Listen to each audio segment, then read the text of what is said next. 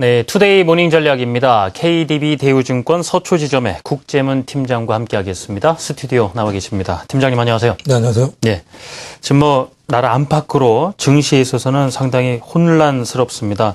자, 미국 일보 변동성 상당히 큰 상황이고요. 엔달러 환율이 또 95엔대까지 갔다가 오늘 아침 보니까 한 96엔대에서 거래가 되는데 싶던데요. 그리고 국내 증시가 이제 나흘 연속 외국인 매도 공세에 이어지면서 1914선 아래로 내려갔습니다. 지금 팀장님 일주일 만에 제가 스튜디오에 다시 모셔서 뵙고 있는데요. 현재 흐름 어떻게 읽고 계시는지요? 좀 한편으로 좀 아쉽더라고요. 불과 엊그제만 하더라도 양적 완화에 따른 유동성 공급에 따라서 시장이 파티를 즐길 뻔했고요. 미국과 일본은 상대적으로 수혜를 많이 받았다고 치지만 이제 우리 증시가 이제 기회가 되는 게 아닌가 이런 생각이 됐는데 다시 양적 완화 축소 논란이 휩싸이면서 우리 증시도 타격을 받는 모습이 상당히 좀 아쉽다고 판단이 됩니다. 한편으로 봐서는 조기 전략, 출구 전략, 양적 완화 축소가 연말이나 내년도에 있지 않을까? 그렇다면 미국과 일본은 충분히 그동안에 상승을 보였고 이제 우리 시장도 그동안에 어찌 보면 뱅가드 물량 부담 그리고 7월 달에 일본 참의원 선거 전까지의 엔화 약세에 따른 상당한 부담감 이런 점 때문에 약세를 보였는데 그렇다면 이제 뱅가드 펀드 물량도 10%밖에 남지 않았는데 6월 말 이후에 우리 증시가 이제 유동성 수혜를 누리면서 파티를 즐기지 않을까 이런 기후가 됐는데 양적 완화 축소가 생각보다 빨리 이어지면서 시장에 상당히 부담을 주고 있는 모습입니다. 또 한편으로는 이런 생각을 해봅니다. 양적 완화 축소가 경기가 좀 좋아져야 되는데 과연 지금 미리 할 수 있을까라는 생각도 들고요. 오히려 시장은 양적 완화 축소가 된다면 앞으로 시장에 어떤 부담금이 될까 이런 점에 대해서 미리 우려를 하고 있는 게 아닌가 이런 생각도 듭니다. 공교롭게 최근에 미국의 양적 완화 축소 이후에 특이한 점이 몇 가지가 있었습니다. 유럽의 중앙은행에 의해서 연건은행 그리고 일본은행까지도 추가적인 양적 완화 정책을 내놓지 않고 있습니다. 그렇다면 여러 가지 이제 지금까지 숨가쁘게 달려왔던 이런 양적 완화가 이제 미국의 먼저 축소 이야기가 나오면서 이런 유동성 공급이 사실상 없는 게 아닌가 이런 점에 대해서 계속 시장이 부담을 주고 있는 것 같습니다. 예. 결과적으로 일본의 은행도 추가 부양책을 내놓지 않으면서 시장 불안감이 형성되고 있습니다. 미국의 출기 전략이 과연 9월 달에 있을까 이런 점에 대해서 시장이 상당히 부담을 주고 있는 것 같습니다. 다른 현 시점에 대해서 준비된 자료를 한 가지 준비해 봤는데요. 예. 보시는 준비된 자료 화면을 보시면은 이 그림은 미국의 양적 완화 축소 구간에서 국가별 주가 등락률을 보여주고 있습니다. 보시면 연준의 출구 전략 의뢰로 흔들렸던 5월 말부터 6월 7일까지의 국가별 등락률인데요. 특이한 점은 그동안의 양적 완화를 가장 많이 했던 주가들의 주가가 큰 폭으로 떨어지는 모습을 보이고 있습니다. 터키 같은 경우도 최근까지 양적 완화를 했는데 미국이 양적 완화 축소를 보이면서 가장 크게 떨어졌다는 점. 특이한 점은 선진국 증시에서 일본 다음으로 영국 증시도 가장 많이 하락했다는 점입니다. 영란은행의 신임 총재로 예정된 칸이라는 분이 5월 초에 열린 기자회견에서 일본식 양적 완화 정책을 표방한 바 있다. 결과적으로 미국의 양적 완화 축소는 동조화 측면에서 영국 유동성도 자유로울 수 없다 이런 측면입니다. 또 한면으로 이런 생각을 봅니다. 결과적으로 서프라임 이후에 가장 이 시장에 대해서 나름대로 추후의 승리자는 누구인가에 따라서 미국이 아닌가 그런 생각도 들고요. 공교롭게 양적 완화 때문에 가장 많이 올랐던 미국 증시가 이제 양적 완화 축소를 하고 있는데도 불구하고 가장 많이 적게 떨어졌다는 점 이런 점에 있어서 나름대로 향후에 시장은 결과적으로 달러 강세로 가는 게 아닌가 그렇다면 미국으로 자금이 들어가는 게 아닌가 이런 점에 대해서 시장이 미리 앞다투어서 준비하고 있는 게 아닌가 생각이 됩니다. 다음 그림을 보시면 유로존 경기 선행지수인데요. 그렇다면 지금 시장은 딱 두 가지로 해석될 수 있을 것 같습니다. 결과적으로 양적 완화 축소가 생각보다 빨라질 것인가 예정대로 연말이나 내년 초에 있을 것인가 이런 점인데요.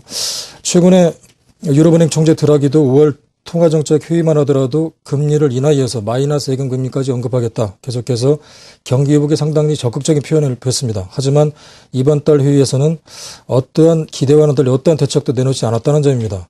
그렇다면 결과적으로 풍부한 유동성은 없지 않는가. 그 이유는 경기 선행지수가 나름대로 좋다. 소비자 신뢰지수가 좋다. 이런 점에 있어서 드라기 총리도 결과적으로 좋아지지 않을까. 이런 점에서 추가 부양책도 없다는 게 아닌가. 이런 점에 대해서 시장은 이제 유동성 장세는 여기서 끝난 게 아닌가. 그렇다면 실적 장세로 가는 것인가. 이런 점에 대해서 상당히 좀 부담을 느끼고 있는 것 같습니다. 결과적으로 최근에 아시아 중 보이는 것은 위에 있는 그림이 외국인 한국을 제외한 이머징 아시아 순매수 금액이고요. 아래쪽이 우리 한국 순매수 금액입니다. 사실상 한국을 제외한 아시아 순매수 금액에서는 외국인들이 많이 샀습니다만 한국은 상대적으로 적었습니다. 근데 최근에 특이한 점이 이러한 미국 양적 완화 축소 논란 때문에 한국을 제외한 이머징 아시아 순매도 금액이 가장 많이 떨어졌다는 점입니다. 이 시간에 우리나라 같은 경우도 같이 동조해졌다는 점, 이런 점에서 시장이 상당적으로 여러 가지 부담을 느끼고 있는 것 같습니다. 예. 여러 가지 그림을 봤는데요. 결과적으로 이러한 모습은 다음 주에 언제까지인가, 다음 주 18일, 19일에 있을 FOMC 회의에 주목하셔야 될 것 같습니다. 시장은 딱 지금부터 나름대로 두 가지 관점에서 시나리오가 전개될 것 같습니다. 첫 번째 시나리오는 양적 완화 축소가 연말까지 되지 않을까, 이런 측면에서 오히려 그렇다면 미국과 일본은 지금까지 양적 완화에 파티를 즐겼는데 다음에 외국인들의 자금은 어디로 흘러갈 것인가. 공교롭게 최근에 일본 같은 경우도 자금이 빠져나와서 가장 퍼가 약한 이제 우리 시장으로 들어오는 게 아닌가, 이런 기대감이었는데, 만약에 양적 완화 축소가 생각보다 빨리 된다면, 그렇다면 유동성 장세는 없다는 걸 가정을 한다면 오히려 지금부터는 장세가 좀 흔들릴 수 있는 게 아닌가 생각이 되고요. 두 번째 시나리오는 흔들리면서 예. 오히려 양적 완화 축소가 된다면 다른 한편으로는 기업 실적이 좋아진다는 뜻이거든요. 그렇다면 당분간 장세가 흔들린 다음에 이후에 연말부터 오히려 실적 장세로 밟아가는 장이 좀 좋은 방면으로 두 가지 정면으로 흘러가지 않을까, 이런 관점에서 시장을 좀 주목하셔야 될 것 같습니다. 오히려 다른 시각으로도 볼 수가 있겠습니다. 지금 이런 변동성이 워낙 크다 보니까 어떤 부분들이 좀 악재로 작용하고 있는지, 심리의 부정적인지는 잘 알고 계실 텐데, 이런 변동성 확대를 좀 진정시켜줄 만한 어떤 긍정적인 변수도 있는지, 이 부분은 어떻게 보십니까? 무엇보다도 가장 중요한 관점은 경기 지표일 것 같습니다. 예. 지금 가장 중요한 점은 지금까지의 유동성 장세가 언제까지 이어질 것인가. 결과적으로 한편으로 봐서는 미국의 양적 완화 축소는 결과적으로 있을 수밖에 없는 건데, 이러한 관점이 지금일까 내년일까, 이런 점에 따라서 유동성 장세가 좀 더 이어질 것인가, 아니면은 경기가 너무 좋아지기 때문에 이제 유동성 장세를 마무리하고 실적 장세로 갈 것인가가 판단이 될 것 같습니다. 그렇다면 가장 중요한 건 경기 지표라고 판단됩니다. 경기 지표가 지금 만약에 좋아진다는 게 확인된다면은 연방준비이사회에서 9월 달에 축소를 미리 하고 경기가 결과적으로 좋아질 것이다라는 그런 긍정적인 시나리오인데요. 준비된 자료를 통해서 한번 제조업 지표를 한번 보도록 하겠습니다. 준비된 자료는 미국의 5월 ISM 제조업 지수입니다. 가장 중요한 게 지금의 선행지수가 상당히 중요한 건데요. 이러한 지표들을 놓고 볼 때 미국의 ISM 제조업 지수가 상당히 아직까지도 50 이하의 부진한 모습을 보이고 있습니다. 그렇다면 미국의 연방준비 이사들이 미리 상당히 고민을 많이 할 것 같습니다. 이 시점에서 결과적으로 지표가 좋지 않기 때문에 유동성 축소를 할 필요가 없지 않을까. 양적 완화 축소는 결과적으로 빠른 것보다는 이런 내용을 좀 보고 확인한 다음에 해야 되지 않을까, 이런 관점에서도 봐셔야 될 것 같습니다. 그렇다면 나름대로 이런 지표가 부담을 상당히 좋지 않기 때문에 양적 완화 축소를 좀 미뤄야 되지 않을까, 이런 관점에서 보게 된다면 예. 결과적으로 다음 주에 미국 FOMC 회의 이후에 이런 점을 놓고 볼 때 양적 완화 축소 가능성이 좀 약간 연기가 된다면 단기적으로 유동성 공급에 인해서 반등을 주자는 그런 요인이 되지 않을까 생각이 됩니다. 예. 또 한 가지 특징적인 점은 한국의 증시 퍼가 여전히 10 이하입니다. 신흥국 증시 퍼가 10 정도가 되는데 여전히 퍼가 상당히 낮다는 점, 이런 점에 대해서 외국인들도 나름대로의 관심을 가지고 있을 것 같습니다. 우리나라 증시가 상당히 퍼가 낮다는 점, 그렇다면 각국에 비해서 신흥국 증시가 상당히 낮다는 점인데, 이런 점을 놓고 볼 때 최근에 양적 완화 축소가 만약에 연기된다면 이런 자금들이 어디로 흘러들을 것인가, 이런 점에 대해서 상당히 고민을 하셔야 될 것 같습니다. 덧붙여도 최근에 차이나머니가 한국 시장에 유입됐다는 점이 상당히 긍정적인데요. 그렇다면 외국인들 입장에서도 현 시점에서 나름대로 고민할 것 같습니다. 무슨 고민이냐면 양적 완화 축소가 생각보다 좀 결과적으로 연말이 이어질 것 같다, 이런 점이 있다면 나름대로 이런 자금들이 어디로 갈 것인가. 결과적으로 달러 강세가 된다면 미국으로 흘러들어갈 것인데 그런 점들이 아직 없지 않을까, 이런 측면이라면 그 전에 약간 유동성 장세였어서 우리 시장에서 단기적으로도 한번 노려볼 수 있는 그런 측면에서 이런 점에 대해서는 단기적인 긍정적인 측면도 한번 기대해 볼 수 있지 않을까 생각이 됩니다. 네, 지금 시간이 충분치 않은 상황이지만 짧게 한 가지 더 여쭤보겠습니다.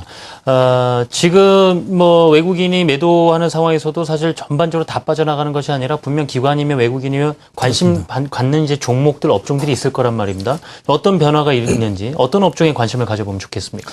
최근에 특징적인 놓고 보게 되면 만약에 유동성 장세가 이어진다면 그동안에 많이 빠졌던 종목들이 상승하지 않을까, 이런 관점에서 소비산업재 쪽이 반등을 보였다는 모습을 보였는데 최근에 이런 종목들이 약세를 보고 있습니다. 그렇다면 시장에서는 과연 유동성이 이어진다면은 저가 대형주가 상승을 보이고 대형주 중심의 상승을 보일 거라고 생각을 했는데 삼성전자 외국인들 매도가 이어지면서 유동성이 축소가 우려되지 않는가, 이런 시각입니다. 그렇다면 대형주의 어떤 그 트레이딩 전략 이후에 다시 한번 중소형주의 옥석 가리기가 전개될 것 같습니다. 따라서 기업 실적이 가장 좋아지는 중소형주 장세가 연출되지 않을까, 그런 생각도 들고요. 물론 1900세 초반에서 많이 빠졌기 때문에 대형주의 트레이딩 전략에서 대형주 단기 전략도 유효해 보입니다만 당분간 변동성이 큰 장세가 연출될 수 있을 것 같기 때문에 대형주는 트레이드 전략을 이용하면서 중소형 종목군 중에서 실적이 유망되는 미디어 관련 업종이라든가 콘텐츠 업종 그리고 예. 일부 소프트웨어 업종, 모바일 관련 소프트웨어 업종들에 대해서 관심이 필요해 보이지 않을까. 자동차 업종도 언급을 해주시는 것 같군요. 자동차 업종도 상당히 관심이 예. 필요해 보이는 이유는 그동안 엔화 약세에 따라서 가장 큰 피해를 봤었는데요.